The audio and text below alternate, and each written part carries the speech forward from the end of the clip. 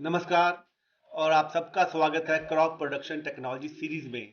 और ये है एपिसोड नंबर 5 फार्म मैनेजमेंट के टॉपिक पर। फार्म मैनेजमेंट बहुत ज़रूरी टॉपिक है। ये फसलों को व्यवस्थित करने में मदद करता है और उत्पादकता को बढ़ाने में।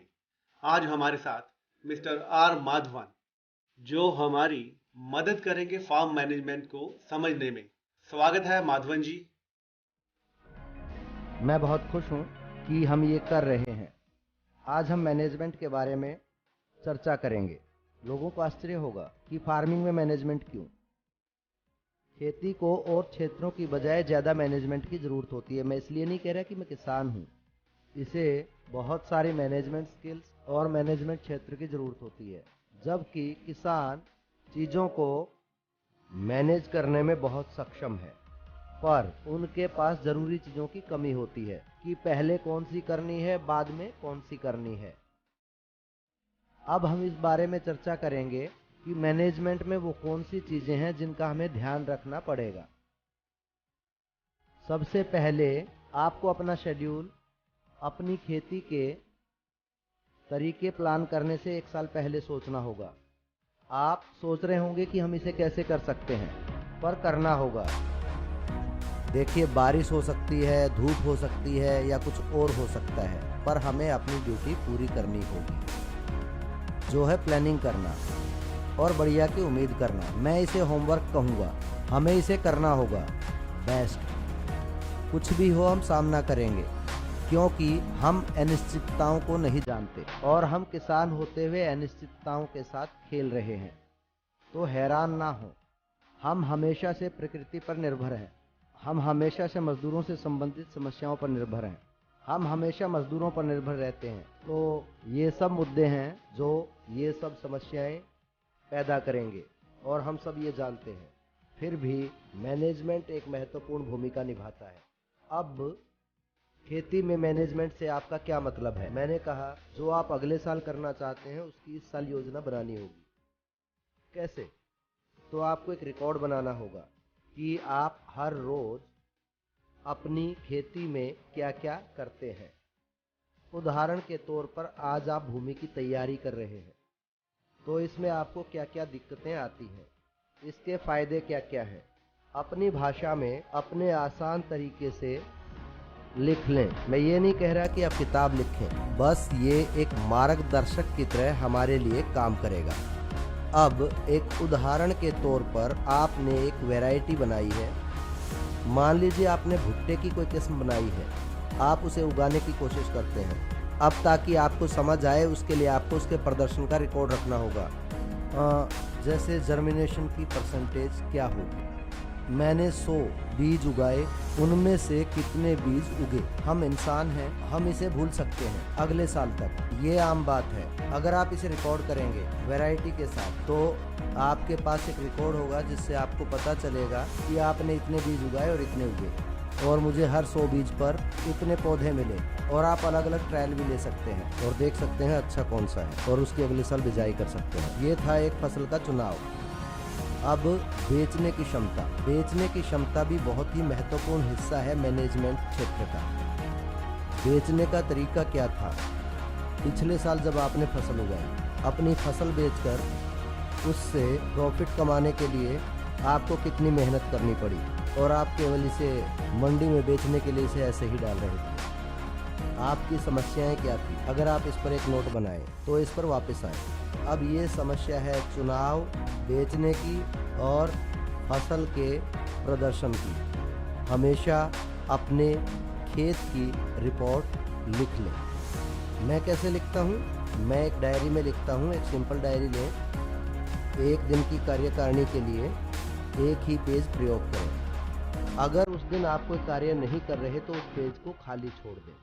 वो डायरी, देखिए मेरे पास पिछले 33 साल से डायरी है, जितना भी मैंने खेत में काम किया है सबका। तो वहाँ मैं लिखूँगा, आज मैंने कुछ भी नहीं किया। कोई दिक्कत नहीं, इसके लिए आपको कोई गिरफ्तार नहीं करेगा। पर फिर भी आप लिख सकते हैं कि आज बारिश हुई, भारी बारिश, हल्की बारिश, औसत बारिश। अगले स्तर पर जाकर मैं क्या करता हूँ? बारिश को रिकॉर्ड कर लेता हूँ। मैनेजमेंट में बहुत ही सरल और सस्ते टूल्स उपलब्ध हैं। केवल और केवल 200 रुपये में, 100 रुपये में आप माप कर डायरी में लिख सकते हैं। अब ये आपकी मदद कैसे करेगा? आपके सिंचाई के शेड्यूल को मापने में। मान लीजिए मुझे 2 इंच की बारिश मिली। 2 इंच की बारिश पिछले एपिसोड में भी रेन वाटर हार्वेस्टिंग में चर्चा की थी, सीजल वाले एपिसोड में।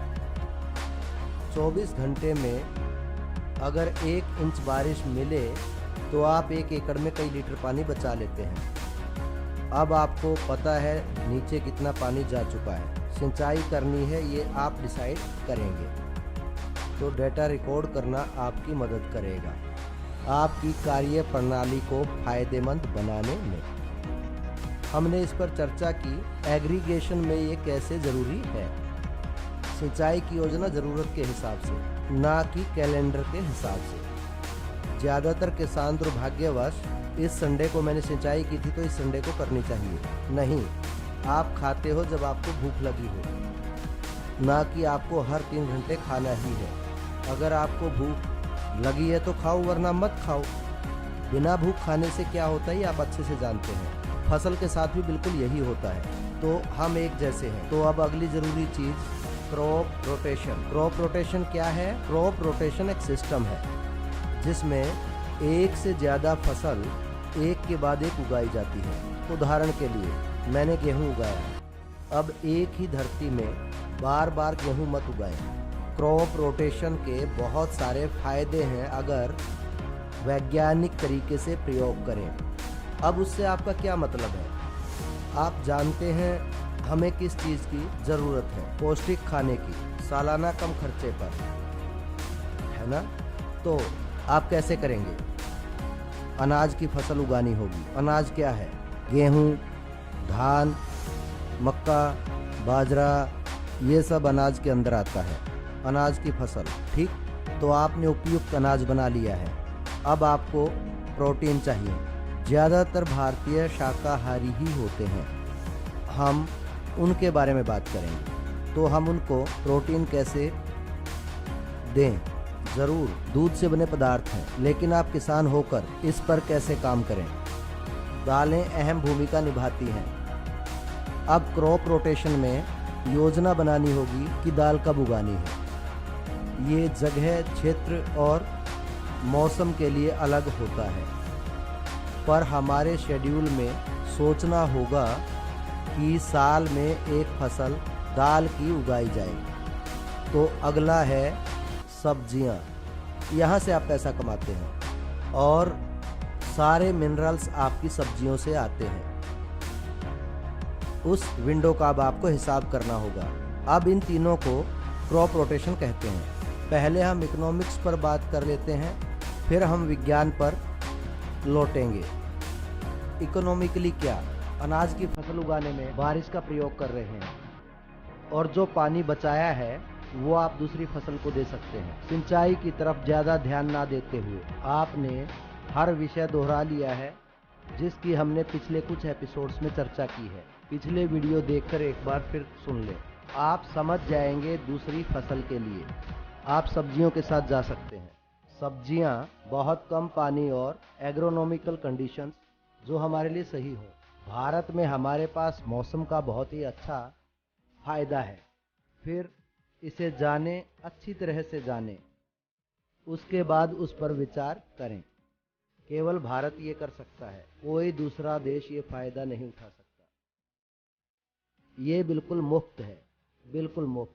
कोई ये नहीं कहेगा कि सूर्य के प्रयोग के लिए 5 रुपए दो।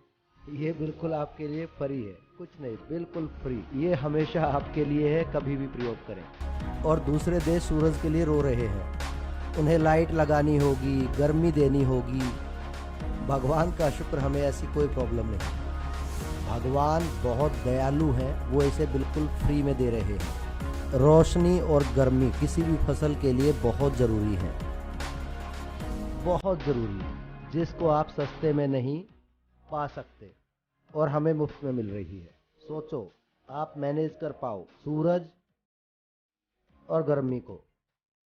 और उसे मिट्टी के पोषक तत्वों में डाल पाएं, आप कमाल कर सकते हैं। दूसरी फसल सब्जी के रूप में जो भी सब्जी आपके क्षेत्र में है जिसे आप बेचने की क्षमता रखते हैं। कृपया ध्यान रखें एक और बात, लोग मुझे कहते थे सर ब्रोकली चेन्नई में नहीं उगेगी। देखिए मैं साउथ इंडिया के हिस्से में रहता हूँ जी, तमिलनाडु में ब्रोकली वहाँ नहीं उगाई जाती कहते हैं। आप मेरी फसल देख सकते हैं जो मेरे खेत में उगी है। स्क्रीन पर फोटो दिखाई गई है, ब्रोकली और पत्ता गोभी। एक काम जो मैं करता हूँ, मैं इसे एक खिड़की पर रख देता हूँ। हमारा मौसम चक्र बहुत अच्छा है, आपको केवल उसे पढ़ना होगा। ज़्यादातर फसलें 100 या 120 दिन की होती हैं जो भी आप उगाते हैं। हमारे पास सुंदर विंडो है। कुछ फसलों को गर्मी पसंद है और कुछ फसलों को कम गर्मी चाहिए होती है, उसके लिए कमरा है। गर्मी के लिए कमरा है। और कुछ फसलों को बारिश पसंद है। हमारे पास तीनों ही हैं। सभी तीनों मौसम हमारे लिए उपलब्ध हैं। अपनी फसल पर आधारित धान, तो अब मैं क्या करता हूँ, हमें मिलता है नॉर्थ ईस्ट का मानसून, भारी बारिश, वो भी बहुत भारी लगातार। ये सब चीज़ें धान इनसे प्यार करता है। मैं वहाँ धान उगाता हूँ। अब चिंता की कोई बात नहीं क्योंकि धान की सिंचाई होती है, वहाँ बारिश है। धान को पानी में खड़ा होना बहुत पसंद है। ये सब साफ है। मैं प्रकृति की ओर बढ़ता हूँ।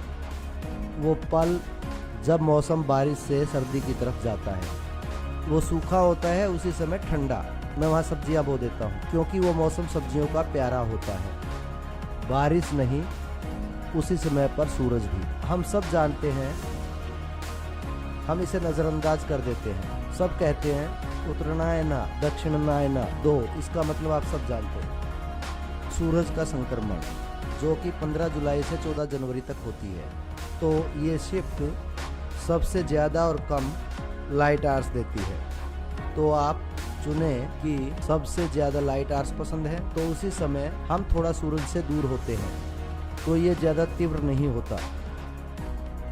कटाई कर सकते हैं और कोई सब्जी की फसल उगा सकते हैं। मैंने कहा दालें, वो बहुत कम समय की होती हैं और उन्हें थोड़ा ज़्यादा सूरज चाहिए और उनको पानी की ज़रूरत कम है। इसे अपने शेड्यूल के अंत में डालें। गर्मियों की ओर, मतलब कि जब आप गर्मी के पास पहुँचे तो आप दाल उगा पाएँ।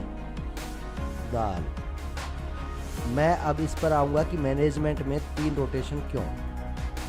अगर आप मोनोक्रॉपिंग करेंगे, मतलब गेहूँ गेहूँ गेहूँ, चावल चावल चावल, गन्ना गन्ना गन्ना, आप कीटों को बुला रहे हैं वहाँ रहने के लिए। और खनन भी किसी एक पोषक तत्व के लिए खोदा जाता है क्योंकि आप धान या गेहूँ डाल रहे हैं। और अगर आप क्रॉप रोटेशन करते हैं तो अलग अलग फसल अलग अलग पोषक तत्व मांगेगी। इसका मतलब मिट्टी एक समान रूप से पोषक तत्वों को ग्रहण कर पाएगी। खनन भी समानता में। दालें, उनका एक अच्छा फायदा है नाइट्रोजन फिक्स करने का हवा से जड़ों में, मतलब ये आपके लिए एक फायदा है। वातावरण में नाइट्रोजन फ्री में मिलती है। दलहन फसलों को उगाकर तीसरी फसल के रूप में अपनी मिट्टी में नाइट्रोजन फिक्स कर रहे हैं, मतलब एक महत्वपूर्ण पोषक तत्व मुफ्त उपलब्ध है अगर आप मैनेज कर हवा से मिट्टी में डाल पाएं। और ऐसा दाल की फसल करती है और हम सब दाल खाते हैं। भारत में ज़्यादातर लोग दाल खाते हैं। किसी भी खेत में, चाहे आप सांभर बनाएं, दाल बनाएं या फिर उसे छोंकें, लेने के बारे में छोड़े पर हम इसे खाते हैं। दाल हमारे खाने का हिस्सा है। लगभग हर रोज़ 2 बार हम किसी ना किसी तरीके से इसे लेते हैं, चाहे इडली बनाएं या कुछ और। तो कैसे भी दाल लेते हैं। तो अब दाल हमें प्रोटीन देती है और मिट्टी की सेहत का ख्याल रखती है।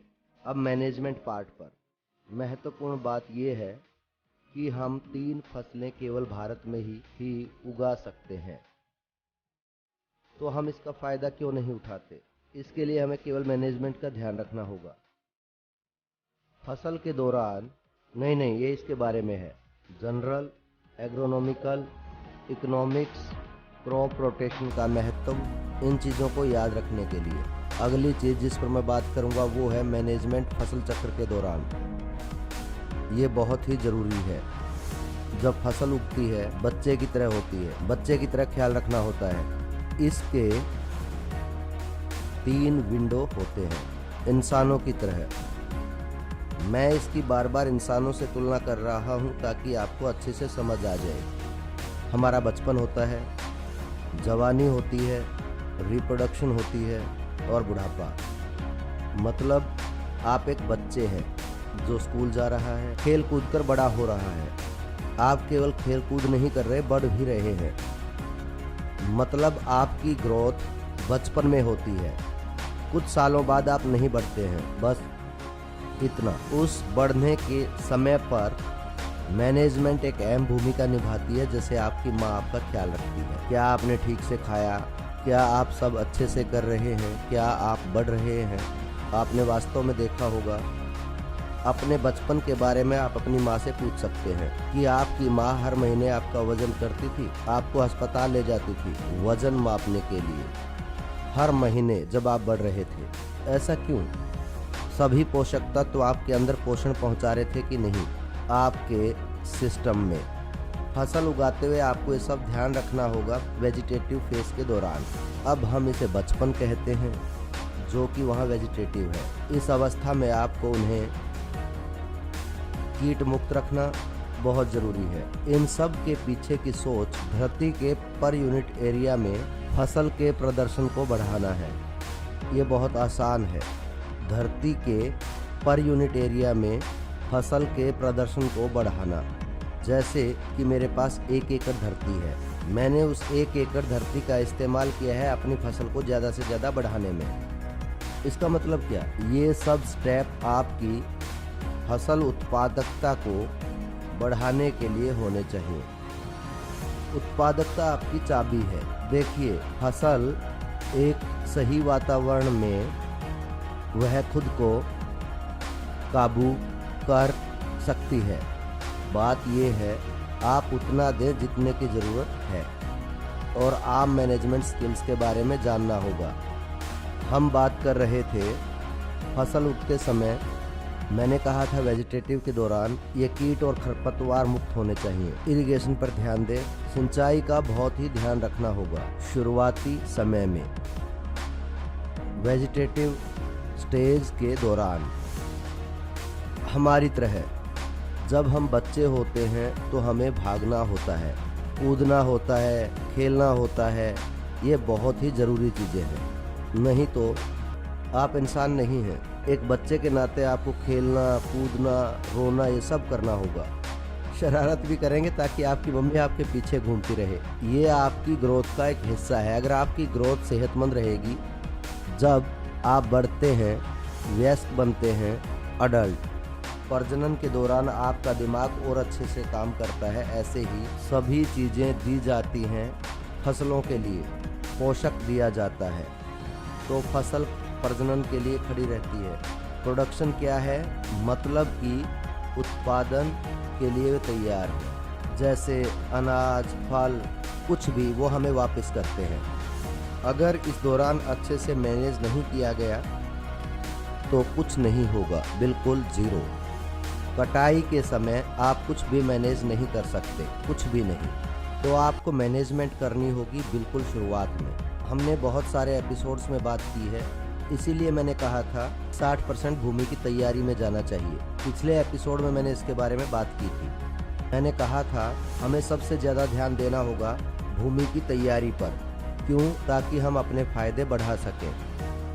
देखिए, फसल का उत्पादन पर यूनिट एरिया हमारी रिसर्च और विज्ञान में बढ़ोतरी, खेती में पौधों की प्रजातियों के बारे में पता चला है। हमारे पास हैं बहुत सारी वैरायटियाँ जिन्हें हम कहते हैं जेनेटिक्स, पर जिनके पास जेनेटिक क्षमता है, पर अब आप उस बीज से जेनेटिक क्षमता कैसे ले सकते हैं, है ना।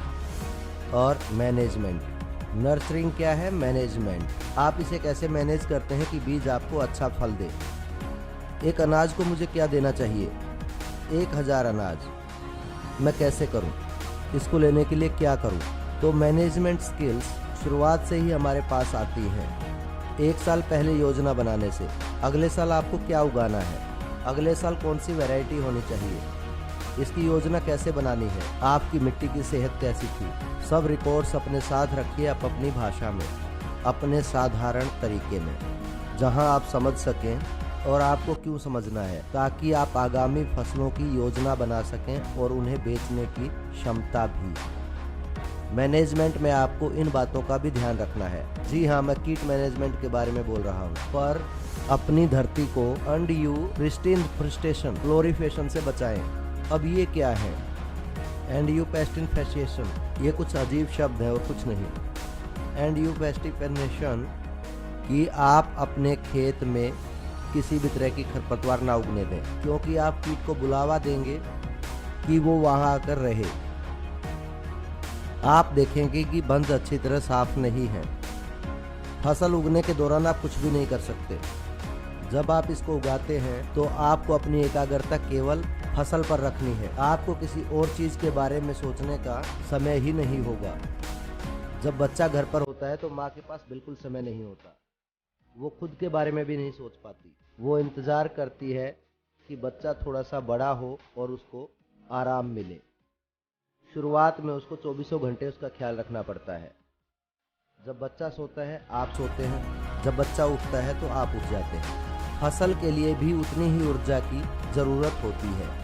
फसल भी बहुत अच्छा काम करेगी, आपको ज़्यादा उत्पादन भी देगी। इस तरीके से पर यूनिट क्षेत्र में आप अपनी उत्पादकता और बढ़ा सकते हैं। अपनी धरती में हमें जानना चाहिए, मैनेजमेंट स्किल्स का प्रयोग करना चाहिए।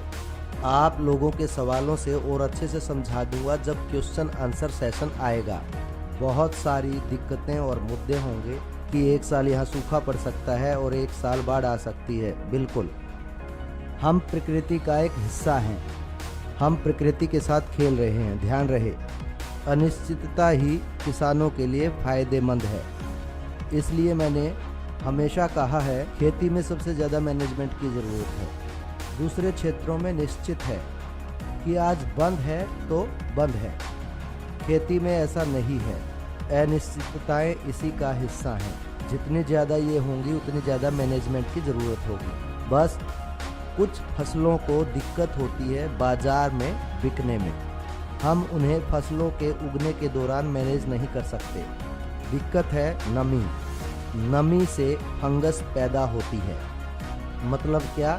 गेहूं, धान, बाजरा या कोई भी अनाज की फसल, अगर नमी बहुत ज़्यादा है आप इसे 20 दिन या 10 दिन के लिए रख दें, उसकी गुणवत्ता कम हो जाती है।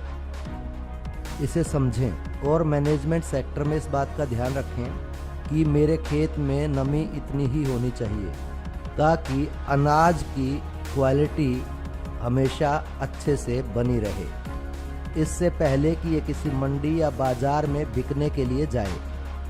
इसके लिए आपको कटाई के शेड्यूल की योजना बनानी होगी। सोचते हैं कि ज़्यादा पानी देने से जल्दी बढ़ेगा, बिल्कुल नहीं, बिल्कुल गलत है। ज़्यादा सिंचाई से दिक्कतें बढ़ेंगी। फसल के पक जाने के बाद उसे परिपक्वता चाहिए। इस पर हम बहुत लंबी चर्चा कर चुके हैं। ग्रेन फिलिंग और पैनिकल स्टेज के दौरान हम उसे पैनिकल कहते हैं। फूल निकलता है और अनाज बनने लगता है। धान, गेहूं ये बढ़ रहा है। वो भरने वाले थोड़ी ज़्यादा नमी लेते हैं। फसल पर ज़्यादा तनाव होता है तो ज़्यादा नमी चाहिए होती है। एक बार फसल भर जाए मिल्की स्टेज के लिए, किसी भी अनाज के लिए मिल्की स्टेज होने के बाद वो केवल डिहाइड्रेट होता है, वो सख्त हो जाता है। आप अपनी सिंचाई कम कर दें। अपनी फसल की कटाई को सही मैनेज करें तो फायदे हैं कि कंबाइनर बहुत आसानी से मिल सकता है। मेरे कुछ साथी किसान इस क्षेत्र को नज़रअंदाज कर देते थे। अपने खेत में कंबाइनर नहीं चलाते थे। कोई भी प्रॉब्लम हो जाती थी, या तो उसको वहां पहुंचने में 10 से 15 दिन लग जाते थे या फिर बहुत भारी बारिश हो जाती थी। अगर आप पिछले साल की बारिश का हिसाब लगाकर इसे अच्छे से मैनेज कर पाएँ, शायद वो पास हो जाए। फेल भी हो सकता है, पास भी हो सकता है, मैं कुछ नहीं कह सकता। पर आप योजना क्यों नहीं बनाते? आप उस तरह काम क्यों नहीं करते? ये बात ध्यान रखें कि कंबाइनर वहाँ लाना ही होगा। मैं हाथ से कटाई नहीं कर सकता।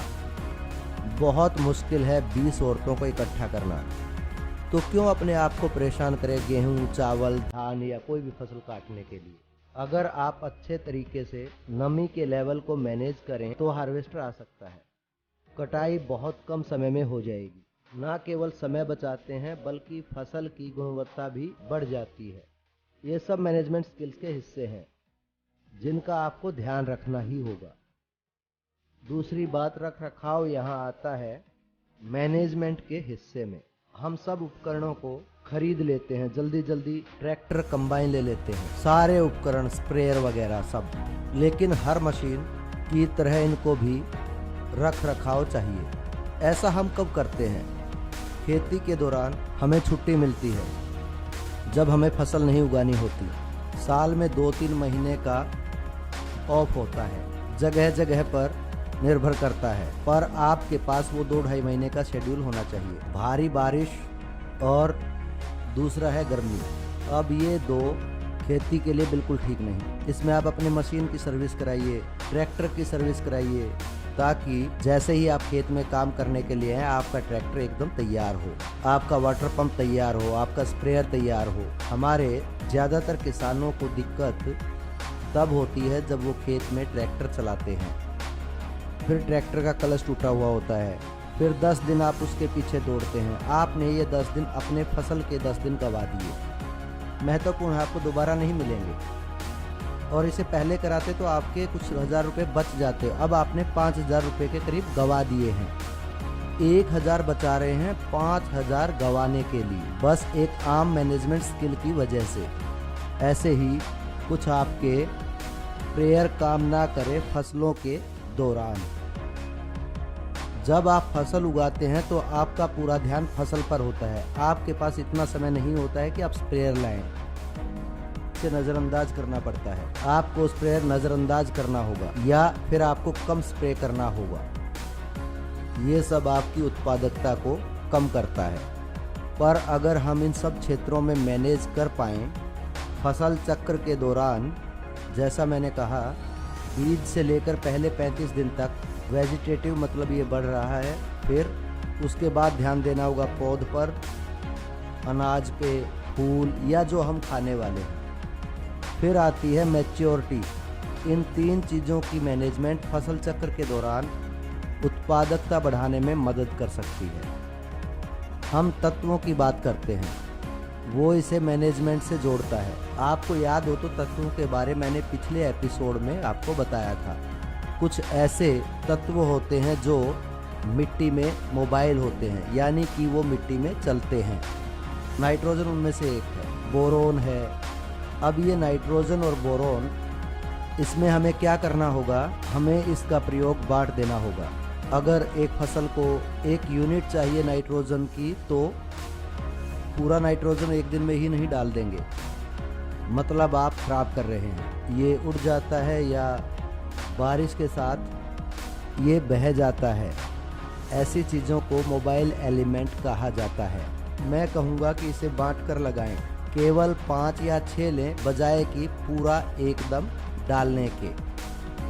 अगर आपको 100 किलो डालना है तो 100 का 100 पूरा एक साथ नाइट्रोजन में न डालें, बांट कर लगाएं। उसकी बढ़ोतरी के समय हर हफ्ते 5 किलो, हर हफ्ते 10 किलो, फिर 20, फिर धीरे धीरे बढ़ते जाएं। फिर जो भी आपने डाला होगा, आपकी फसल ने उसे ग्रहण किया होगा, वो खराब नहीं हुआ होगा, या फिर नदी नालों में नहीं बह गया होगा, जो प्रदूषण के साथ आपका पैसा बर्बाद करती है। सब बर्बाद होता है। कीट, ये मैनेजमेंट में आता है। आपको पता है सबसे अच्छा समय कीट निकालने का जल्दी, बिल्कुल सुबह सुबह सबसे अच्छा समय है कीट निकालने के लिए, खेत घूमने के लिए। ये बहुत पुरानी कहावत है कि खेतों में खाद से ज़्यादा पैरों का लगना ज़्यादा ज़रूरी है। पैरों से मेरा मतलब सुबह जल्दी जाकर देखें कि खेत में क्या हो रहा है। केवल सुबह ही आप ये सब चीज़ें देख पाएंगे। क्यों? ज़्यादातर कीड़े नॉकटर्नल होते हैं। नॉकटर्नल मतलब कि उन्हें सूरज पसंद नहीं है, उनको सूरज से नफरत है। जब सूरज से रोशनी आती है वो छुप जाते हैं। आप 6:30-7 बजे के बाद वहां जाएंगे तो आपको कुछ भी दिखाई नहीं देगा, केवल फसल खाई जाती है। फसल को बुरी तरह खा जाते हैं। आप जाते हैं और स्प्रे कर देते हैं, कीट नहीं मरेंगे, वो पहले ही मिट्टी के नीचे दब चुके हैं। वो केवल और केवल रात को ही बाहर आएंगे, सूर्यास्त के बाद, क्योंकि कीटों को निशाचर कहा जाता है। ज़्यादातर कीड़े वो ज़्यादातर देर रात को ही वो फसल को खाना शुरू करते हैं, ठंडे समय में। अब मैनेजमेंट में, कीट मैनेजमेंट में आपको स्प्रे का टाइम चुनना पड़ेगा। उदाहरण देता हूँ, शुरुआत में मैंने कहा था मैं अपनी पत्ता गोभी के लिए बहुत स्प्रे करता था। उस वक्त कीड़ों को लेकर जागरूक नहीं था कि ये कीड़े शाम को 6 बजे के बाद अपना काम शुरू करते हैं। मैं अपना काम 6 बजे के बाद बंद कर देता था, ये नहीं जानता था। मैं स्प्रे करता रहता था, उन्हें कोई फर्क नहीं पड़ता था। वो रात को आ जाते थे, मेरी पूरी फसल खाकर सो जाते थे। मैं सुबह आता और फिर से स्प्रे कर देता। एक बार मैंने ध्यान से आवाज़ सुनी, रात को, शाम को वो खा रहे थे, कुछ कुछ कुछ कुछ कुछ कुछ आवाज़ आ रही थी। मैंने सोचा एक ऐसी आवाज़। मैंने टॉर्च ली तो वहाँ पर कीड़े थे। मैंने उस समय उन पर हमला किया, वो मर गए, मैं जीत गया, वो जंग हार गए। देखिए, बिल्कुल आम मैनेजमेंट है। तो बहुत बहुत धन्यवाद मेरे दोस्तों। मैं आशा करता हूँ बिना उलझाए ये आपको नेक्स्ट स्टेप तक ले जाएगा। मैंने आपको आसान से आसान तरीके से समझाने की कोशिश की। मैनेजमेंट भी एक महत्वपूर्ण स्किल है और पौधों के बढ़ते समय ये बहुत ही ज़रूरी है। बाकी सारी चीज़ें इसी से जुड़ी हुई हैं। आप सबके सवालों का जवाब देकर मैं खुश होऊंगा जब आप वापस आएंगे। जितना भी मैं जानता हूं सब आपको बताऊंगा, आपके साथ शेयर करूंगा। फिर से धन्यवाद। बहुत बहुत धन्यवाद सर। आज का यह एपिसोड बहुत ज्ञानवर्धक था, खासकर फार्म मैनेजमेंट साइट पर। सभी किसान फार्म मैनेजमेंट की स्किल्स को छोड़ देते हैं। फार्म मैनेजमेंट से मैंने क्या समझा? भूमि की तैयारी से शुरू होकर फसलों के बाजार तक जाने तक खेत की मैनेजमेंट बहुत ज़्यादा ज़रूरी है। ना केवल फसल के उत्पादन को बढ़ा देगा बल्कि बहुत ज़्यादा बढ़ा देगा। मुझे यकीन है इस वीडियो को देखने के बाद सभी किसान फार्म मैनेजमेंट स्किल का फ़ायदा उठाएंगे। धन्यवाद।